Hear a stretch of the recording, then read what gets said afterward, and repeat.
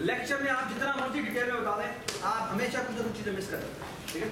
And I will show you few things, really beautiful things, जो कि शायद मुझे कभी पता नहीं, ठीक है। मैंने गो थ्रू करा था, रियलाइज हो ये चीज है, ओके।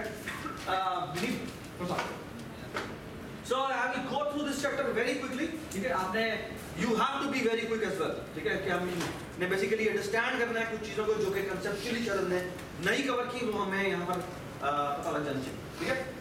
जो ये एग्जांपल करवा रहा है वो बहुत सिंपल है, हमने उससे बहुत कॉम्प्लिकेटेड एग्जांपल्स कर ली हुई है, ठीक है। Alright, so let's start. Operator, ये हम जो चैप्टर पढ़ रहे हैं ये operator overloading, chapter number 9, learncpp.com website का नाम है। ये एक बुक है जो कि आज के बाद हम इसको फॉलो कर रहे हैं, ठीक है। बहुत ही फैसिनेटिंग बुक लिखी है, learncpp.com, ठीक है। अच्छा, यू विल बी सरप्राइज्ड कि ये देखो, ये लास्ट अपडेट कब हुई है? लास्ट मॉडिफाइड कब हुई है? 23 जनवरी को। और ये पेज जो लिखना शुरू किया था ना, ये तब से शुरू किया था। तो बेसिकली यू इसकी जो सबसे कमाल बात है ना, आमतौर पर जो बुक्स लिखी जाती है वो एक दफा बस वो स्टैटिकली हो जाती है, स्टैटिक हो जाती है। इसकी मजेदार बात है कि इसने एक ऑनलाइन रख दी है। अच्छा, इसके हर पेज पे उसने एक फोरम बनाया और बेसिकली बच्चे उस पर सवाल करते हैं, और अगर उसे कोई अच्छे सवाल लगे तो वो बुक को मॉडिफाई करता है। सो इसकी उसमें तुम्हें कई दफा चीजें नजर आएंगी जो कि 3 दिन पहले अपडेट की हुई है, ठीक है। So he is updating it and making it more beautiful, ठीक है। और बहुत ही खूबसूरत बुक लिखी है, you will really learn so many wonderful things, ठीक है। So I recommend that you should actually read this book, okay? Even वो चैप्टर जो हमने नहीं कवर किए, जो हमने इससे पहले वाले थे, वो भी आपको इसमें पढ़ लेना चाहिए, ठीक है। बहुत आला बुक लिखी है। बुक का नाम क्या है?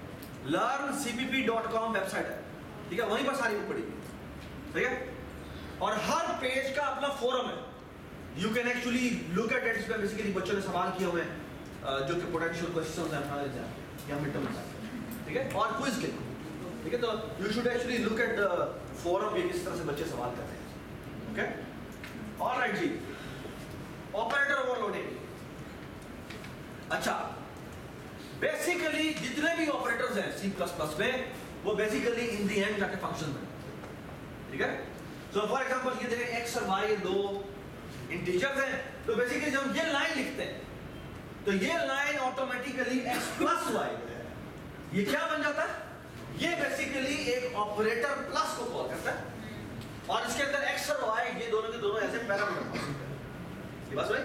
और बेसिकली यहाँ पर ये नहीं बताया, इवन ये जो सी आउट है ये भी हमें पता है बेसिकली बैकएंड में क्या होता है, एक ऑपरेटर होता है, ये बस भाई। तो ऑपरेटर प्लस जो होगा उसकी रिटर्न टाइप क्या होगी? एक इंटीजर होगी, और वो यहाँ पर रिप्लेस हो जाएगा, और फिर यहाँ पर सी आउट जाता है, ठीक है। आगे जाके ये बताया कि बेसिकली जो सी आउट होता है ये भी बैकएंड में क्या होता है, एक ऑपरेटर होता है, ठीक है। इसको आईओ ऑपरेटर कहते हैं। सी ए इन के लिए जो है वो इनपुट ऑपरेटर यूज होता है, सी आउट के लिए आउटपुट ऑपरेटर यूज होता है। एक ही क्लास ओ स्ट्रीम है, एक ही क्लास आई स्ट्रीम है, okay. So far so good. So basically if you look at this, इसमें आपसे फर्क क्या है?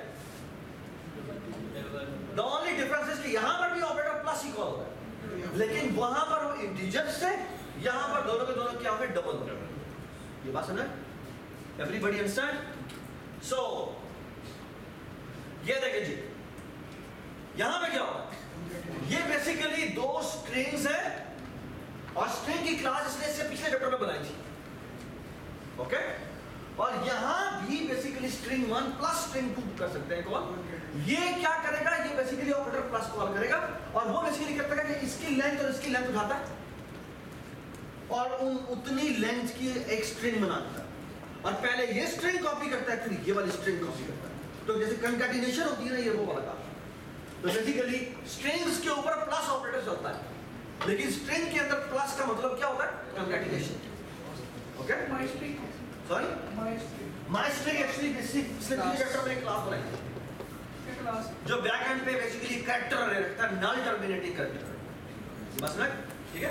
इसका चैप्टर पिछला पढ़ेंगे ना आप, मैं आपको वहां पे माइस्ट्रिंग क्लास बताऊंगा। हमने बेसिकली वो इंप्लीमेंट भी करवानी थी, वो देखते हैं कि हम वो करवाते हैं नहीं। मिड टर्म के मोस्ट पॉइंट उसके बाद करवाएं कि हमने यहाँ से यूज करना, ठीक है।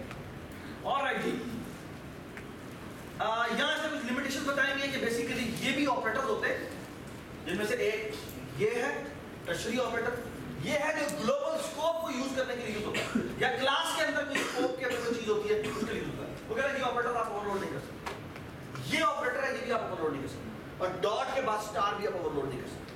ठीक है, ये चार ऑपरेटर्स हैं जो कि आपके शायद क्विज में भी है, मैं पहले डाले तो मैंने निकाल दिए। ये वो ऑपरेटर है जो कि नहीं होते, डॉट स्टार भी ऑपरेटर जो कि आप ओवरलोड नहीं कर सकते। हाँ मुझे नहीं पता, खुद ही पढ़ जाएंगे। ठीक है, ऑलराइट जी, आ जाए जी हम क्या करते हैं। ऑलराइट, यहां पर वो बेसिकली अब फ्रेंड फंक्शंस की बात करता है, और यहां पे देखो वो क्या करता है, छोटी सी क्लास बनाई है। Let's go to the example. Sent की क्लास है, ये सेंट का कंस्ट्रक्टर है। सेंट का पता है? यस। ठीक है, वो $1 में 100 सेंट होते हैं। हमारे किसी जमाने में ₹1 में 100 पैसे होते हैं, इसकी कोई जमाना था। अब ₹100 में ₹1 नहीं, ₹100 में ₹100 होते हैं, मतलब वही है, बल्कि अब वो उससे भी कम हो गया। So far so good. तो बेसिकली एक सेंटर बना है, इस पे m_send रखा है, यहाँ पे जो भी सेंड पास होता है ये m_send को सेंड के बराबर करता है। ठीक है, यहाँ इसने गेट सेंड का एक फंक्शन बनाया है जो यहाँ इसने उसको सेंड को रिसीव कर दिया। ठीक है, और यहाँ पर बेसिकली अब इसने क्या किया है, यहाँ पर बेसिकली एक ऑपरेटर प्लस का इसने फंक्शन बनाया है जिसके साथ यहाँ पे फ्रेंड लिखा है। What is that friend mean? हाँ, इसका मतलब सिर्फ ये कि ये जो फंक्शन है ये बनेगा ग्लोबल स्कोप में जाके, ठीक है, लेकिन ये इसके प्राइवेट एट्रीब्यूट को एक्सेस कर सकता है, ये बात सुनाई। और यहाँ पर क्योंकि वो ग्लोबल स्कोप में बनेगा इसमें इसके दोनों पैरामीटर पास हो। अगर ये फ्रेंड ना लिखता तो इसको सिर्फ सेकंड पैरामीटर पास करने की जरूरत थी, दूसरा पैरामीटर पास करने की जरूरत नहीं थी, क्योंकि वो ऐसे दिस के तौर पर पास होता है। Does it make sense? ठीक है, so you can actually see कि ये इसने ऑपरेटर प्लस बनाया और वो कुछ भी नहीं करता, बेसिकली एक कंस्ट्रक्टर कॉल करता है, उसमें ये पहले वाले के सेंड और दूसरे वाले सेंड ऐड करके रिटर्न कराओ, और ये लाइन क्या करेगी, ये कंस्ट्रक्टर कॉल करेगी, एक नया ऑब्जेक्ट बनाएगी और वो ऑब्जेक्ट रिटर्न कर देगी। ये बात समझ? और ये सारे शैलो कॉपी हो रहे होंगे, कॉपी कंस्ट्रक्टर कॉल हो रहे होंगे, लेकिन आपको वरी करने की जरूरत नहीं है। क्यों? क्योंकि शैलो कॉपी यहां पर चलेगी, क्योंकि बैकएंड में सब इंटीजर्स हो रहा है। बस है, डीप कॉपी का मसला तब आता है जब हीप पर मेमोरी एलोकेट हुई है और अंदर पॉइंटर पड़े। So look at this, can you tell me what will be the result of this? Send, ये जो सेंड सम लिखा है उसके अंदर बेसिकली जो उसका m_send उसमें क्या वैल्यू आई होगी, 14 वैल्यू। ये बात सुने, इस लाइन को वॉच देखें, इस लाइन में ये प्लस ऑपरेटर कॉल हो रहा है, वो प्लस ऑपरेटर एक नया सेंड की का ऑब्जेक्ट रिटर्न करता है, और वो सेंड जो है इसको असाइन होता है, तो कॉपी का शटर एक दोबारा कॉल होता है। और इस लाइन पे अगर तुम देखें तो कॉपी शटर 2 दफा या 3 दफा कॉल होगा। ओके, क्योंकि कॉपी रिटर्न हो रही है और वो कॉपी दोबारा से इनिशियलाइज हो रही है। Does it make sense? सही है? So basically this will be the output. I have 14 cents. Does it make sense? ठीक है जी। तो ये फ्रेंड फंक्शन और मेंबर फंक्शन में फर्क क्या है? मतलब फ्रेंड फंक्शन जो है वो आप बनाते हैं, तो बेसिकली आप कह रहे हैं ये फंक्शन किसी स्कोप का है, लेकिन यहाँ पर मैं फ्रेंड डिक्लेयर कर रहा हूँ, उसका मतलब ये कि ये इस क्लास, अगर उस फंक्शन के पास इसका ऑब्जेक्ट आप वो बनाएगा तो उसको इसके प्राइवेट एट्रीब्यूट की एक्सेस होगी। तो मेंबर भी तो इस तरह एक्सेस कर सकता है। मेंबर तो कर ही सकता है, ठीक है, मेंबर तो एक्सेस कर ही सकता है, लेकिन कई दफा आप मेंबर फंक्शन नहीं बना सकते, जैसे एक ऑपरेटर लेस देन था तो वो आप नहीं बना सकते। ठीक है, ये बात समझ? तो sometime you need this, sometime you need this, so actually it is giving you flexibility कि आप चाहे तो क्लास के अंदर बना ले, चाहे क्लास के बाहर बना ले। कुछ लोगों को क्लास के अंदर ज्यादा नेचुरल नहीं लगता, कुछ लोगों को लगता है कि वो ग्लोबल स्कोप में लगता है। जी सरफराज, आपने कहा कि जब असाइनमेंट होती है तो कॉपी को स्ट्रक्चर दो, असाइनमेंट नहीं, अगर डिक्लेरेशन के वक्त असाइनमेंट होगी, अगर ये सेंड सम पहले बनाया होता और यहाँ से ये लिखा तो ऑपरेटर इक्वल टू होगा। ओके, असाइनमेंट में जस्ट कॉपी होगी, असाइनमेंट में भी शैलो कॉपी होगी, अगर नहीं बनाया हुआ तो कॉपी कंस्ट्रक्टर में भी शैलो कॉपी होगी अगर उन्होंने नहीं बनाया, ठीक है। ऑलराइट, सिमिलरली इसने बेसिकली क्या किया है, यही एक और बनाया ऑपरेटर माइनस बना, और ऑपरेटर माइनस भी में बेसिकली क्या हो रहा होगा, बिल्कुल वही माइनस होगा, ये बात समझ, ठीक है। Does it make sense? और ये इसकी और ये बात समझ, does it make sense? Does it make sense? अब देखो छोटी सी चेंज आपको अभी भी बताने लगा, और वो ये है कि ये जो उसने आर्टिकल बताया, ये देखें, कह रहा है फ्रेंड फंक्शन को आप चाहें तो क्लास के अंदर भी डिफाइन कर सकते हैं। हमने फ्रेंड फंक्शन को क्लास के बाहर डिफाइन किया, दूसरे कहा मुझे फ्रेंड डिक्लेयर करें, डिफाइन नहीं पड़ेगा, ये बात नहीं, ये बनेगा ग्लोबल स्कोप का फंक्शन, लेकिन डिफाइन वो यहीं पर हुआ है, ये बात नहीं। अब देखो ये मैंने बात तो नहीं बताई थी, लेकिन ये बुक में लिखी है, ठीक है, मुझे भी बता दो, ओके, एवरीबॉडी अंडरस्टैंड? शाबाश। All right.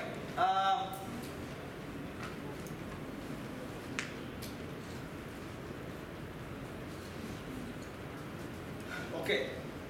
यहां पर एक मजेदार चीज हुई है, और लुक एट दिस।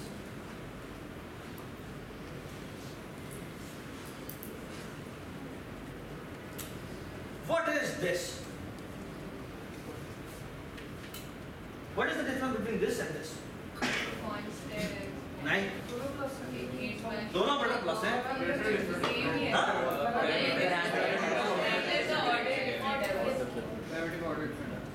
नहीं बेटा ये नहीं,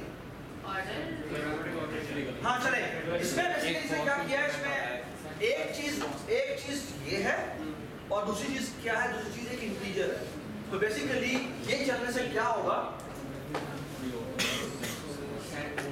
ये भी चल रहा है।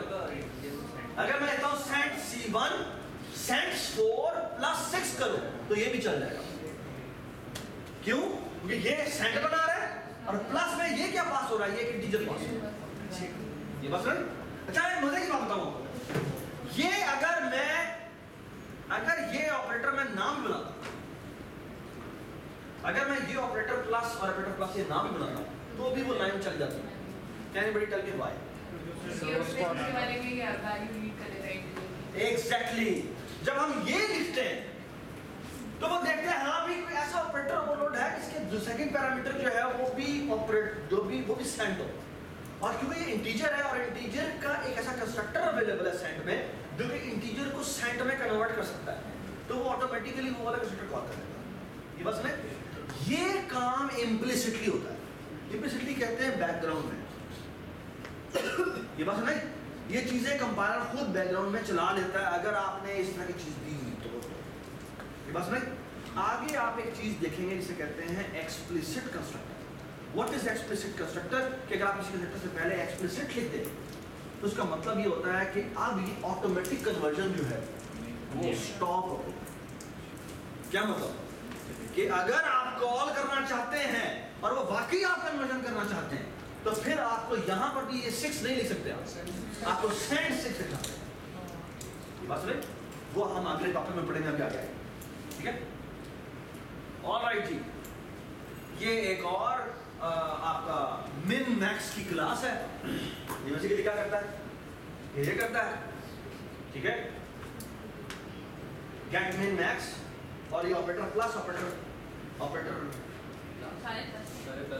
सारे प्लस है, but what's the difference between them, ठीक है जी। सो ऑपरेटर प्लस उसने डिफाइन किया, लेकिन वो कर डिफरेंट काम होता है। वो क्या करता है कि यहां पर वो एक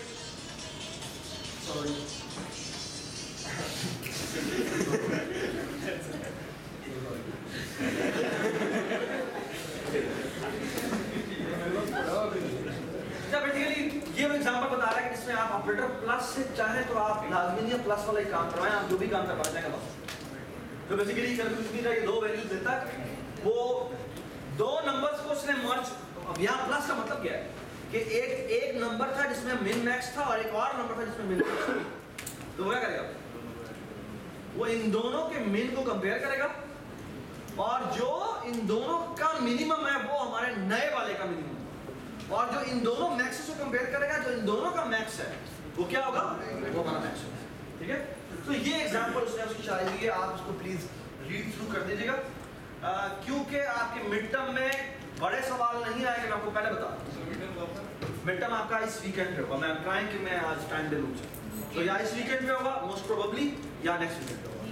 सर थ्योरी बेस्ड होगा सारा, सर सारा थ्योरी बेस्ड होएगा, थ्योरी बेस्ड होगा, थ्योरी बेस्ड और लैब दोनों मोस्ट प्रोबेबली सैटरडे को होगा, ताकि हमके बेसिकली पहले 3 घंटे का थ्योरी का होना है, फिर 4 घंटे का आपको लैब। एक ठीक है,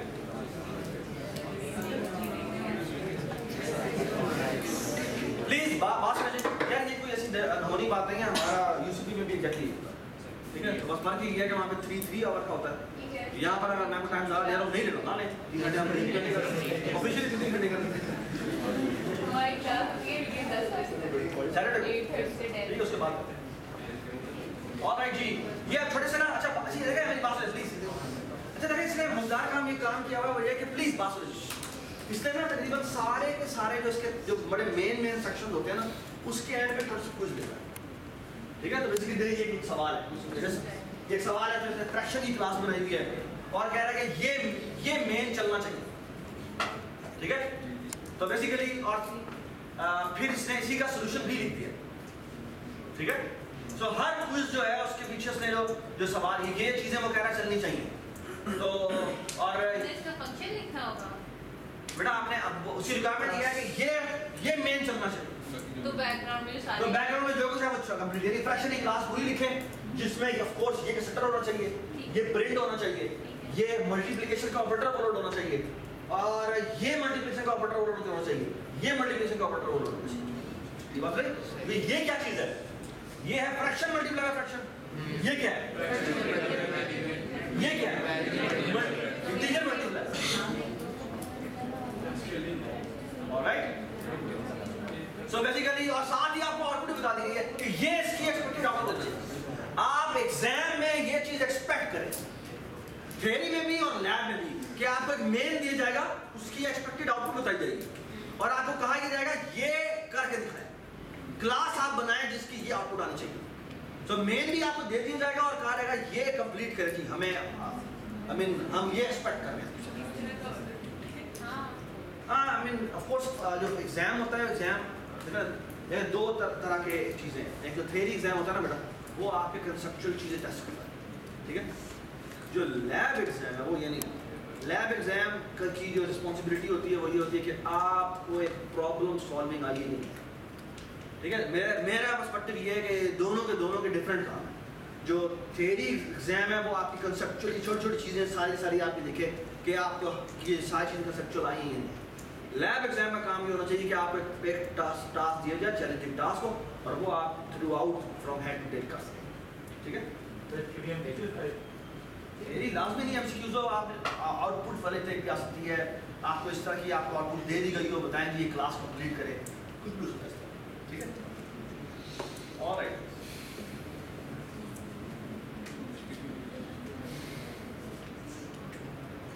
ओके जी। अभी तक हमने ये देखा था, हमने बेसिकली बेटा क्या किया था कि फ्रेंड फंक्शन बनाया है ना। अच्छा, अब इसमें छोटी सी इसने चेंज की है।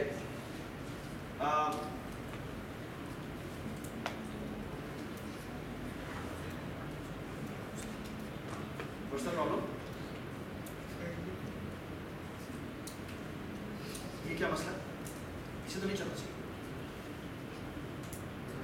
ये क्यों चल रहा है? इसे चलना नहीं चाहिए। जी, what's the problem? Can you tell me what's the problem? With this?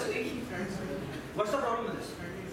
इसके साथ हाँ, ऑपरेटर प्लस जी लिखा हुआ है, क्या बताया क्या क्या लिखा हुआ है? आपने फ्रेंड नहीं लिखा, आपने कहा कि भाई ये फ्रेंड नहीं बना रहा, क्लास का मेंबर फंक्शन बना रहा। What's the problem with this? Sir वो Basically, what you are saying is कि ऑपरेटर प्लस को 3 पैरामीटर पास हो जाएंगे, एक दिस तरह जाना, ठीक है?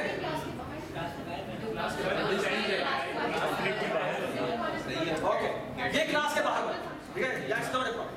ये चल जाएगा अगर आप गेटर्स वगैरह बना रहे हैं, ठीक है? अगर आप व्हाट्स द डिफरेंस, अगर आप फ्रेंड फंक्शन के थ्रू काम कर रहे हैं तो फिर आपको प्राइवेट एट्रीब्यूट्स की एक्सेस है। अगर आप क्लास के बाहर वैसे ही बना रहे हैं तो वो आपको फिर आपको गेटर्स वगैरह यूज करने पड़ेंगे, सेटअप वगैरह यूज करने। ओके, अच्छा, ये इसने कहा है कि आप चाहें तो यही फंक्शन सीपीपी फाइल में भी जाकर बना सकते हैं, ठीक है? Alright, overloading the IO, IO की इनपुट आउटपुट सी इन सी आउट। ओके,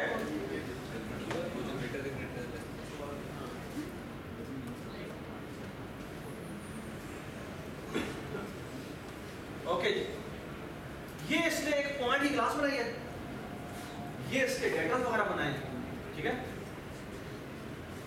इसमें x, y, z तीनों है।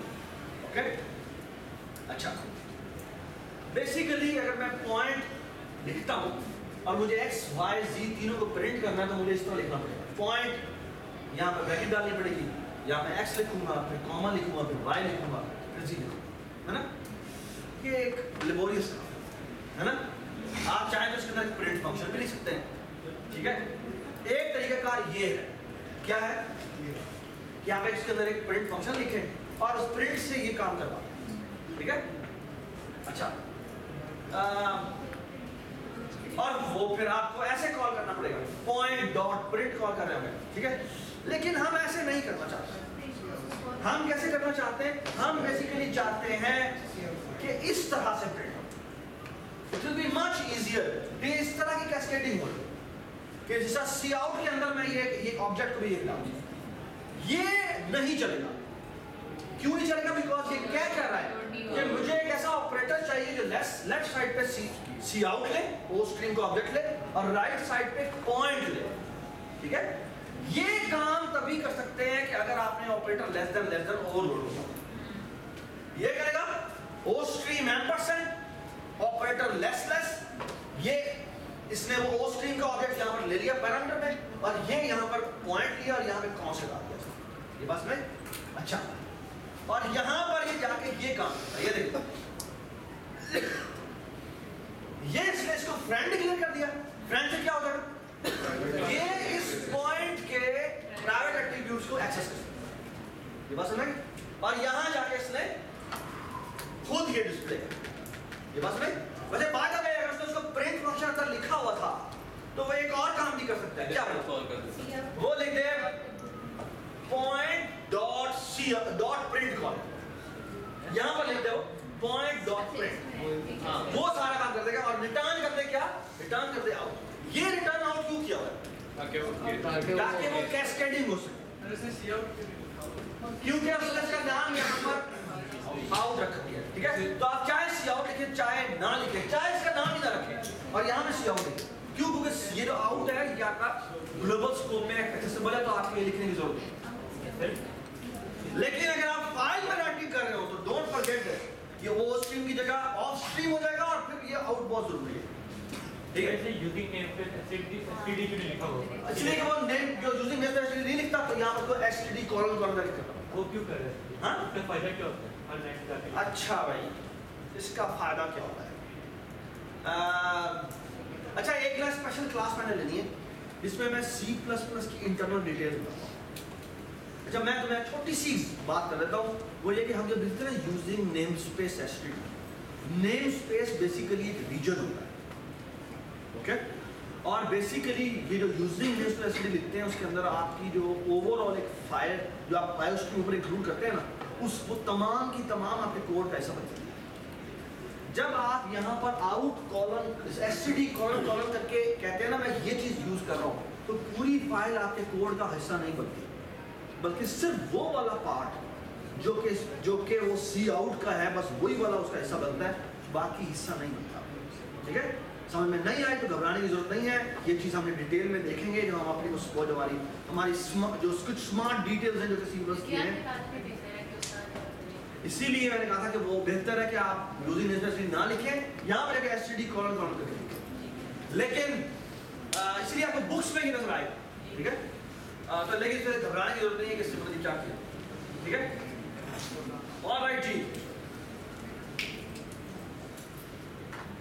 ये इसने सी इन हमें कर लिया, अब इसने सॉरी सी आउट कर लिया।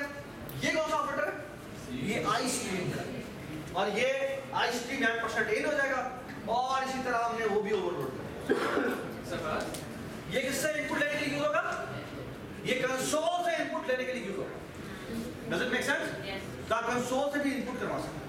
ये जो ऑपरेटर हम फ्रेंड फंक्शन बना रहे हैं कैसे ये लेस देन यार प्लीज बात सुन ले, बात सुन ले।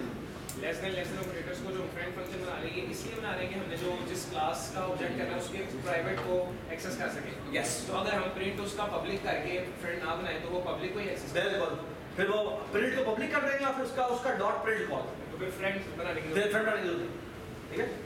सबको समझ आ गई क्या हुआ है कि you have multiple way, you have freedom, okay. But ये कुछ प्रैक्टिसेस में यूज होती हैं, आपको हर एक आनी चाहिए, ठीक है। कुछ लोग इसमें इजी रहते हैं, कुछ लोग प्रिंट नहीं बनाना चाहते, ठीक है। सर एक मिनट, ओके प्लीज उसी काम पे चलें, हम ब्रेक लेते हैं, लेकिन पहले ये चैप्टर खत्म करने फिर हम ब्रेक।